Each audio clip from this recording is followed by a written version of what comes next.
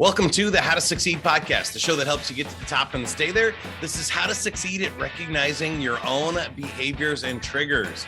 The following podcast is copyrighted by Sandler Systems, Inc.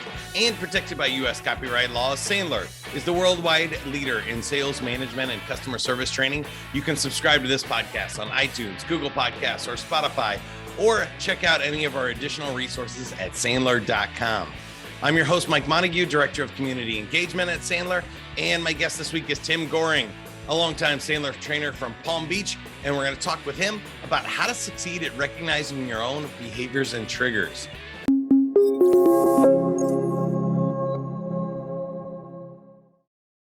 So, Tim, welcome back to the podcast. Tell me a little bit about behaviors and triggers, and what are we talking about today? I thought this was a great topic, Mike, when you asked me to do this, because I always get this question from people. You probably heard it too, like, oh, so-and-so did this or said this. What should I say? And, in typical Sandler fashion, you've got to soften it first. Hey, thanks a lot for asking that, or that sounds important, but I need to know what your style is, and I need to know what their style is with regard to DISC before I can give you any advice. Because the way you communicate what it is that you feel like you desperately need to communicate will have a lot of impact on whether you're understood or whether you even understand where they're coming from.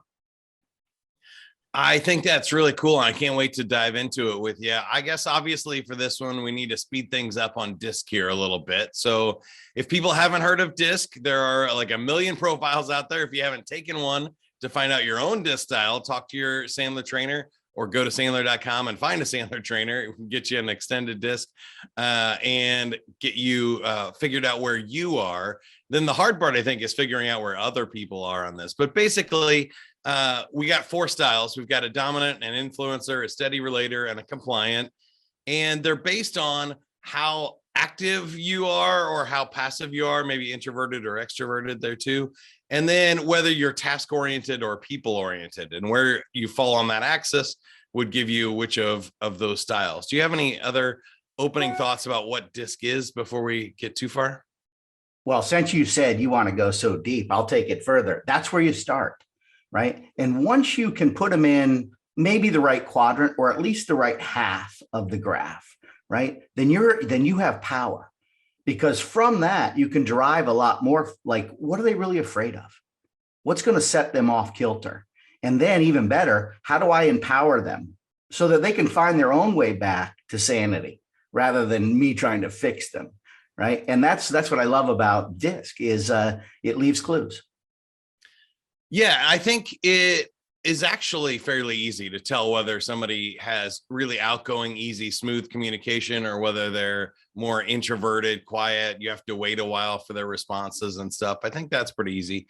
The other side is a little trickier, whether they're task-oriented or people-oriented. But if you listen to people's words, they'll tell you. They give you a lot of clues on that, and you can settle in.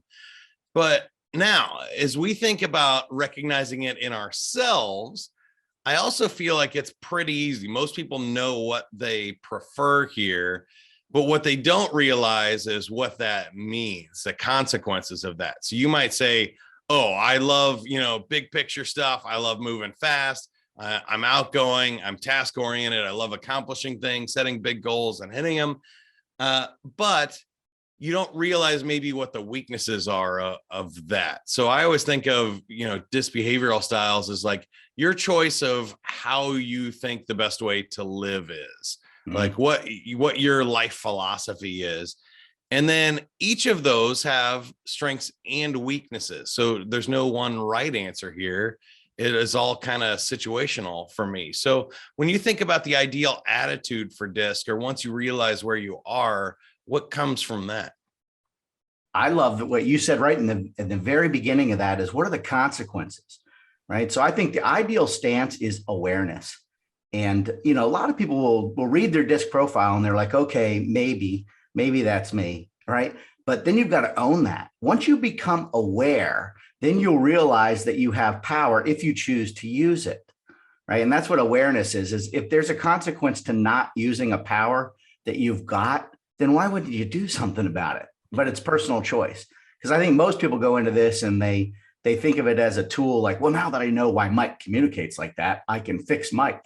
Well, how about it starts with take a good look at the mirror, right? How do I become more aware and create an environment where people will share more honestly with me, where they'll feel less stress, and where they'll find their own path to harmony rather than trying to be the hero that helps everybody, which becomes condescending. Yeah, I think that's really good.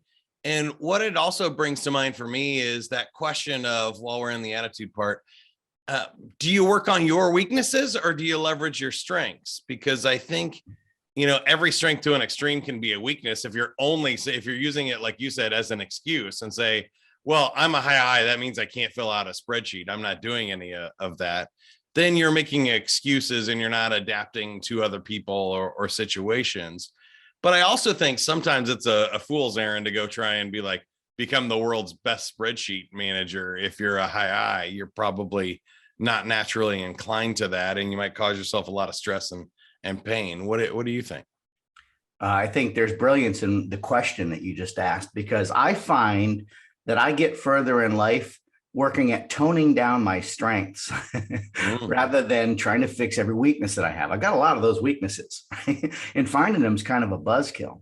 But, one of the favorite games I play with my clients is, what makes a D, an I, an S, or a C a great leader? And then, hey, what holds them back in leadership? Or same thing, just insert the word sales. What makes an I a great salesman? They're so charismatic and people like them. What holds them back? It's almost always the same thing. Well, they make it all about themselves. Charismatic, right? They do all the talking. Oh, yeah, you think you're funny too. Those things can hold you back. So when you play that game, what makes S's fantastic leaders and salespeople? Their empathy. People love them. All right, what holds them back? They're so empathetic that they want to take the side of the client. What makes D's great leaders? They get things done. They want to win. What holds them back? Everybody thinks it's all about them. It's almost always the same thing. What makes C's great? They analyze everything. They don't get stuff wrong. What holds them back? They overanalyze everything because they don't want to get anything wrong. Yeah. So it's a fun game to play. Toning down your strengths could be your biggest virtue. I think that's really cool. Anything else come to mind for attitude about how we should think about recognizing our own behaviors? And we haven't really talked about triggers yet either, but a lot of times the frustration and stress in your life is also from your preferred style of behavior, right? Yeah. Yeah. You want to talk about blind spots with that, or you want to hold that off for a little bit later? No, let's do it. Yeah. Because I think, thinking about style by style, like what are your blind spots? What could I be missing? Right. So once okay, I'm a D, intuitively, Mike, what do you think a D needs to do no matter who they're talking to? Probably try to be more nurturing. Yeah, maybe be a little more nurturing, right? You don't want to be getting virtual disputes with everybody. Maybe slow it down a little bit. Another favorite game that I love to play with everybody is, why do D's love other D's? What do you think? Because they move fast. Yeah. Now, why do D's not like other D's? That's kind of fun to ask. That's probably because they also think they're right. Yeah. Imagine you got a bunch of D's in the room. It's really fun to have a bunch of D's in the room because we're all trying to win. But ultimately, they also are all trying to be the hero with regard to the win. Right. So knowing that blind spot, like who do I need to slow it down with? Who can I maintain this pace with? But what do I need to empower them with in each situation? Right. Yeah, I think that's cool. And you also kind of hit a point that I've been noticing lately. I do a ton of self-help and self-improvement stuff just because of the business we're in, read a ton of books. And if you read enough, you'll find out that every piece of advice contradicts itself. And I think it's because of these different styles, right? So, some people like these love to set big, hairy, audacious goals and go and do that. But for other people, that's really just adding a lot of stress to your life. I'm one of those people. I like a low bar. And then once I cross it and I know everybody's happy, I can go for the goal. Then I'm free to explore and see how far I can get. But I don't want the bar set so far away that all I can do is fail. For me, I have too high of a need for approval, right? And I think that's where people struggle to realize what advice is for them and what advice is for maybe a different personality style. I love the way you're thinking about this, right? Because I don't think it's really as difficult as people make it out. But I think my gift in this world is I can oversimplify the most complicated issues. And I only do that so I can use them. It's a defense mechanism for myself personally. And maybe we should hit the other styles. I know sometimes we hit D a lot when we're training this because it's the first one up, and then we spend like 2 seconds on the C's. What are a couple of other blind spots or things to look out for in each one? I think this will take us to behavior here too. If you had something or a note or two to give for each style, what would it be? So when I'm thinking about eyes, I think the blind spots, how do other people perceive me, right? So if your blind spots aren't easy for you to spot, just ask the people closest to you, well, what do you see in me, right? And I know now that as an I myself, you probably figured out I'm very fast paced and I smile a lot, right? I'm giving clues, is that I might not be as thorough as I need to be, or the perception of other people might be that I'm not paying attention to the details. So their perception could become that I'm very relaxed with my attitude with regard to risk and change. And it's not necessarily the case, but if that's their perception, then those are blind spots that I need to be aware of. Fair? Yeah, I get that one a lot myself as an I as well. Yeah. Let's talk about those S's, right? These slower paced people that are, all about the team and the people. What could their blind spot be? Somebody like that. I think they don't speak up for themselves is what I found, or they'll go along with the team too much rather than expressing a good idea or correcting something.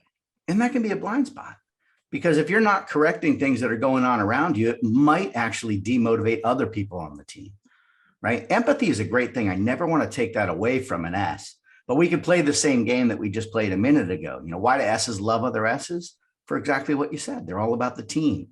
And that's awesome. That's admirable. But what drives S's crazy about other S's, right? And you can sum it up in that great story. Where do you want to go to lunch? Where do you want to go to lunch? Well, I want to go where you want to go. Right? When you're overly accommodating, it transforms itself into sales. Hey, can you do it better on the price? Well, an S really wants to do better on the price for the benefit of the prospect. But who are you representing? Your company or your prospect's life? Right? It's not It's not shameful to up the price on something when it's worth it. Right? It's okay. Let's talk about those C's. Right? They've got blind spots also. Intuitively, these are the slower paced people that are very data oriented. So why do C's like having other C's around? Let's take it back to that little game because that's fun. Well, everybody is everybody's dotting the I's and crossing the T's. They're paying attention to the data. A lot less chance of us missing something. All right. Now, what frustrates C's about other C's? They maybe can't get everybody to agree or finalize, or too much procrastination and perfectionism. Maybe, right? And those are all valid. Those are almost very almost S-like, right? Everybody else, right? Imagine a bunch of people doing all the homework, and one C thinks about it from a little bit different perspective, which should be awesome for the synergy of the team. However, it's also a direct affront to the other guy, right? Because all of a sudden you're like, well, I didn't think about it like that, which could be perceived as criticism of my work, which is the biggest fear of a C, right? And I love digging in on when you really think about, all right, what are my blind spots? Therefore, what are my fears? And then what are the fears of the people that I'm talking to? And then the reverse side of that, all right, well, now that I know their fears, how do I eliminate that fear or restore their confidence? How do I empower them? Style by style. And then if you really want to go deep, Mike, right? Let's say I'm leading a company. Let's go back to that original question. Hey, this person did this or said this. What do I say? Well, what's your style and what's their style? So if you were going to give advice to me as an I communicating with a D, what would you tell me to do? I would say, you're putting me in the hot seat here. I'm supposed to be asking you the questions, Tim. No, I would say let's make it fun. I don't care. There you go. No, I would say I's to D's are pretty close. They're both going to communicate, but it's stay on track and get there quicker for the I's to the D's, because D's want to stay on task and I's can get distracted and go off task really easily. Yeah, you're right. So I'll make it easy on you. I didn't mean to put you on the spot. I just love kidding. asking questions, right? It is one of our things. Yes. Sure. Well, and I like think of it, okay, if I'm talking to an I, he probably doesn't need to slow it down because D's are also fast, right? But he may need to stay on task. Like I want to tell the D's all about my weekend and they might not want to hear about it, right? If I'm sending an email to a D, I might want to get to the point. If I'm giving feedback to a D, I need to realize, what are they afraid of, right? Because if they're worried about losing control, then I don't want to tell them what they should do. Shouldn't all over a D could be a big mistake. I said shoulding, so it's HR legal, right? Yeah. I need to let them feel like it's their idea, so I need to ask questions, right? Now, if I'm giving the same advice, communicating to a D, to an S, then I might need to say, all right, you know what, you might give some consideration to speeding it up and getting to the point. The D's aren't going to be as worried about the team as you are. So you need to let them be the hero of taking care of your team. The answer's in the questions. With a C, I might be able to say speed it up, right? Because they're worried about the tasks, but they're both task oriented. So it's not it's a whole different dynamic. Yeah, C's to D's, I always think like, give us the one pager. What's the strategy on one page, not the 97 pages of detail and data that you have. They're very similar again, but you just have to like shrink it down and compress it for the D style. And so D's, their biggest fear is losing control. And don't eliminate the D to D conversation, right? When a D is communicating with other D's, you need to understand that you both have a strong desire to be the hero of this story. But if you're really trying to empower the other D in the room, whether you're leading them, selling to them, or just trying to get along with them as a friend, then you might want to let them have the stage, right? So those are the D's, style by style. Now let's think about those I's, because that's always fun, right? So intuitively, the biggest fear of an I is not being liked. So for me, once I think about it like that, D's want to win, right? They want to not be out of control. I's want to be liked. They want to be the funniest person in the room. S's care about the team, and C's don't want to be criticized for being wrong. All right, so now I know their fears.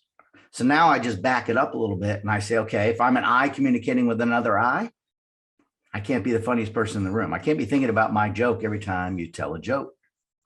Now, if I'm a D communicating with an I, you want to play here, you can interact anytime you want if you got an idea. Yeah, sure. Yeah, I'll jump in.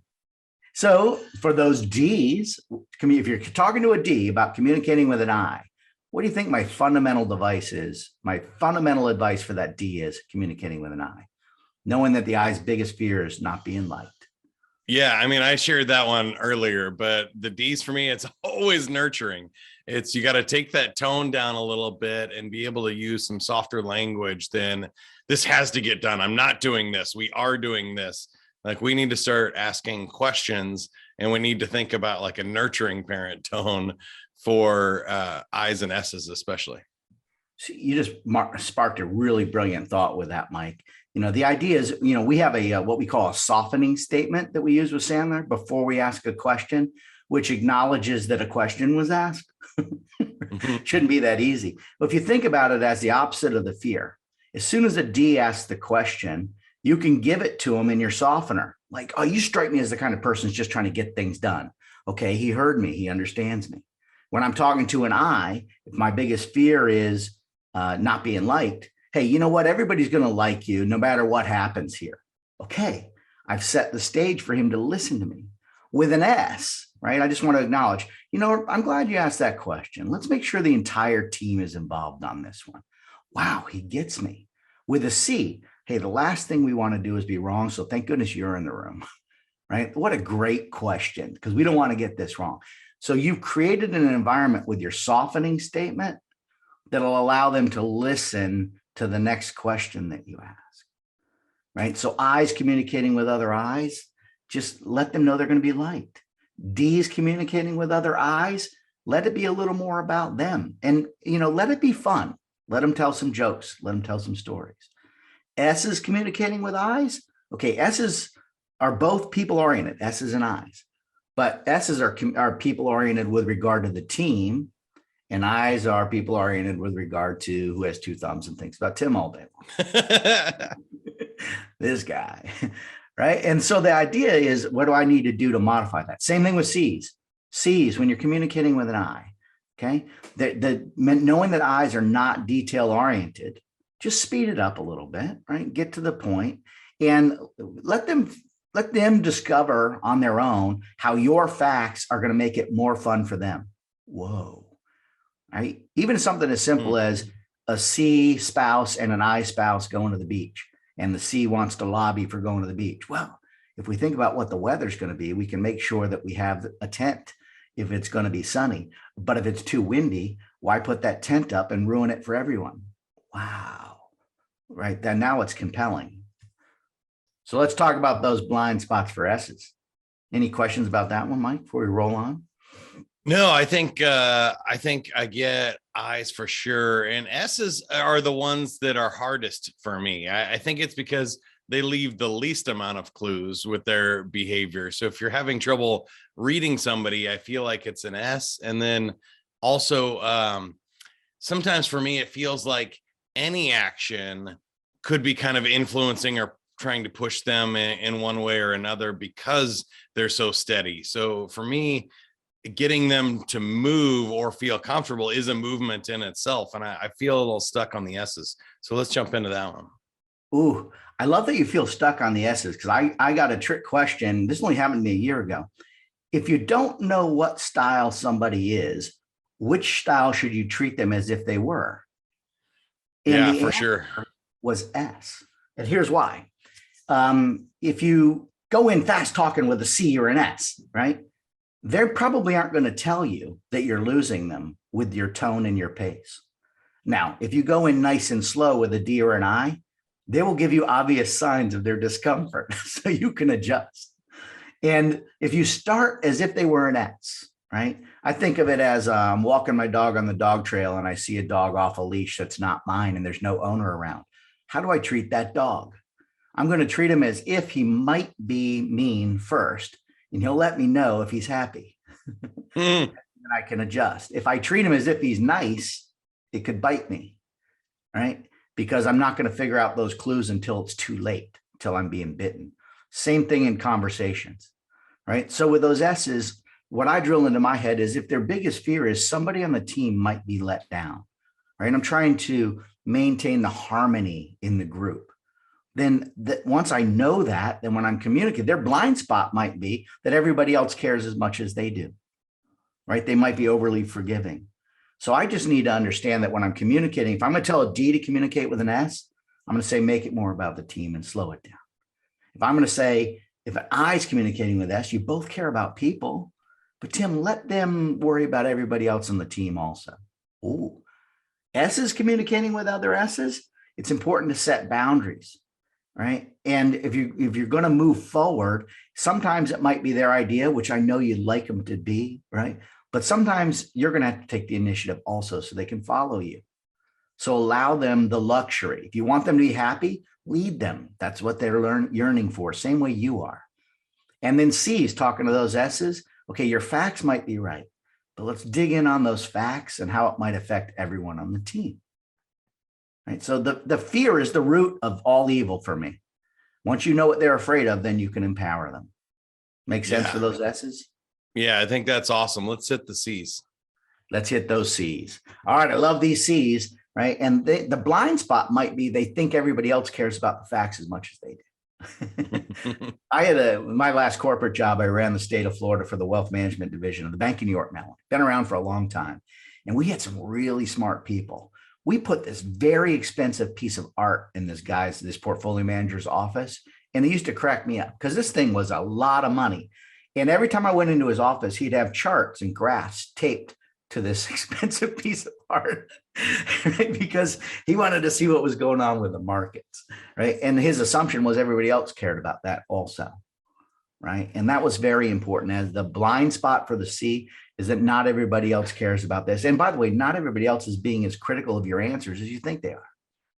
Yeah. Right. So if I'm going to give advice to a C, when you're dealing with a D, speed it up, get to the point. You don't have to give all the details. If I'm going to give advice to a C dealing with other Cs, right? Hey, stay in the zone, accept their opinions. When they give you an opinion, they're not criticizing you. They're just making sure that they don't get it wrong when they repeat the genius you just gave them. There's a lot to unpack in that statement, right? I don't even think I realized what I was saying until I said it. You got to back it up.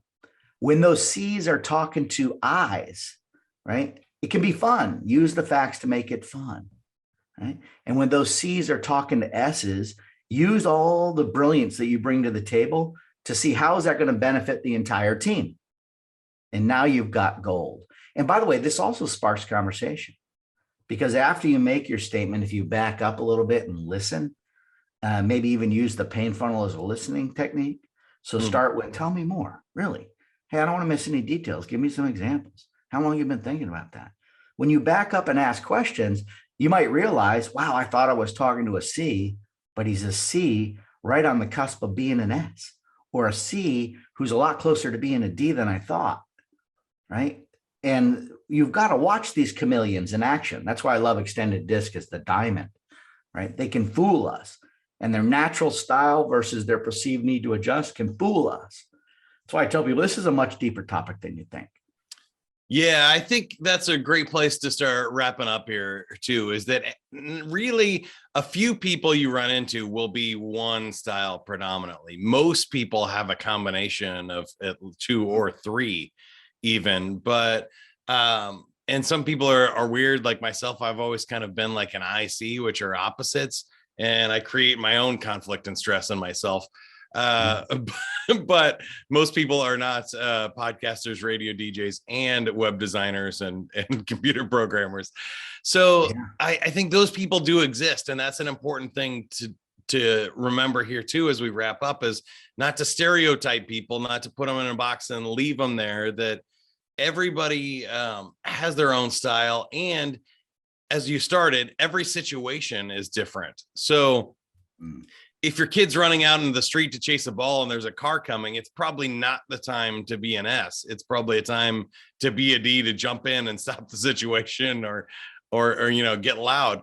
And there are other times where, if it's a complicated tax issue, it's a time to be a C, right? And so we need to do that and make sure that we get it right. And I think that is true for all of the four styles. None of them right or wrong. Any of them too much can be a weakness. Oh, what you're saying is so important, right? Because that's why, when people, I went to the Naval Academy, so we only had weekends off, right? So most people dated on the weekends. Dangerous, because weekends are fun, right? Vacations are a fun time to be dating somebody. It's when you have to do the rest of the year with them, when it's raining and when it's boring, when you're stuck inside, right? Dating to marriage, same thing. Without kids and money issues and in-laws and obligations and fidelity and all that easy stuff, right? It's easy to like somebody. In aviation, we used to say, hey, you don't know if he's a good pilot or not until you're flying off the ship at night on the goggles into a storm with angry people shooting bullets at you. Then you'll know, right? Because people, when stress is induced, they revert to their natural style and they communicate differently, right? And so we need to understand how to modify our style for both situations, right? When people feel confronted, they will react differently. When you've cornered somebody, if you understand what happened, how did they get cornered, or how did their perception be that I cornered them, then the reverse of that to resolve it is empowerment, right? Create an environment where they feel more comfortable. That's awesome. Thank you so much for all the help today. That's Tim Goering, longtime Sandler trainer from Jupiter, Florida, near Palm Beach. Longtime Sandler trainer from Jupiter, Florida, near Palm Beach there. And I think just a couple of quick questions here. I want to wrap it up for everybody. You've already been on the podcast before, and we've done the bio section plenty of times. But I want to tie this up in a nice big bow. For thinking about how to recognize your own behaviors and triggers, what is one attitude you'd like people to have? Awareness, right? Just have an awareness of where people are coming from, right? And awareness is that sincere desire to understand where they're coming from. And just as importantly, to communicate in a way that you'll be understood, right? That's an attitude thing. And one key behavior or action item to do. I think a behavior in this case would be to work on this, right? To lead in every conversation with a question so that you can gauge their attitude, because it might be stressed or not stressed, and then be aware enough to accept that behavior of soften and then reverse. Seems simple. The rule of 3+, keep reversing to get to what they're really asking. Those behavioral things are very important. And like a good high I think you just squeezed in the technique as well. But do you have any bonus techniques for this? You know, I would say that was the behavior. The technique part is understanding what a soften and reverse looks like, and understanding that we've got a lot of arrows in our quiver. We can soften answer in reverse. We can soften repeat in reverse. We can soften magic wand, perfect world reverse. We can soften how if reverse. There's a lot of them. But the technique part is, do I practice those so that when I'm under stress, I know which ones to use so the other person doesn't realize that. Tim, thank you so much. Great stuff today. And for more information on Sandler, DISC, or any of our free resources, go to sandler.com and reach out to your Sandler trainer. Like we said, we can get you an extended DISC. We can do a team profile and see how you all are working together, or maybe where some of your gaps and overlaps are as a team. And as always, you can subscribe to this podcast or share it with somebody that you think needs to hear it, which, since we did all the styles today, should be pretty much everybody. So thank you for listening. Remember, whatever you are, be a good one. The How to Succeed podcast is brought to you by Sandler, the worldwide leader in sales, management, and customer service training with over 200 locations. For more information, visit sandler.com. The Sandler Summit returns in